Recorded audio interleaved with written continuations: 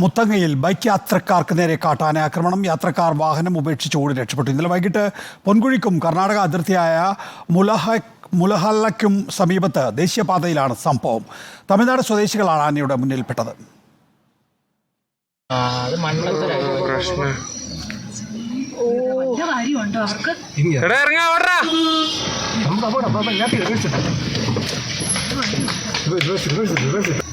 ബൈക്കേർ അങ്ങനെ പോകാൻ പാടില്ല.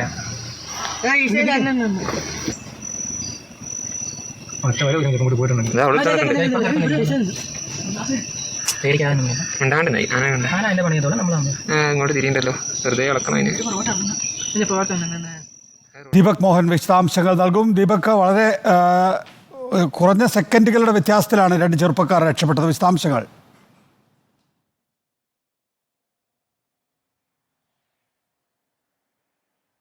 നികേഷ് കുമാർ, ഇന്നലെ വൈകിട്ടാണ് ഈ സംഭവം. ഇന്നലെ വൈകിട്ട് ഈ വയനാട് മുത്തങ്ങ ചെക്ക് പോസ്റ്റിനും അതോടൊപ്പം ഈ കർണാടക വനാതിർത്തിയുമായ ചെക്ക് പോസ്റ്റായ മൂലഹള്ള ചെക്ക് പോസ്റ്റിനും ഇടയ്ക്കുള്ള വനമേഖലയായ ഈ ദേശീയപാതയ്ക്ക് അരികിലാണ് ഇത്തരത്തിലൊരു സംഭവം ഉണ്ടായത്. ഇന്നലെ വൈകിട്ടോടുകൂടി തമിഴ്നാട് ഗൂഡലൂർ സ്വദേശികളായ രണ്ടുപേർ ബൈക്കിൽ ഇതുവഴി പോകുന്ന സമയത്താണ് റോഡിന് രണ്ട് സൈഡിലും രണ്ട് കാട്ടാനകൾ നിൽക്കുന്ന ഈ ദൃശ്യങ്ങൾ കണ്ടത്. ആ സമയത്താണ് പുറകെ വന്നിരുന്ന കാർ യാത്രക്കാരാണ് കാറിനകത്തു നിന്ന് ഈ ദൃശ്യങ്ങൾ പകർത്തിയത്.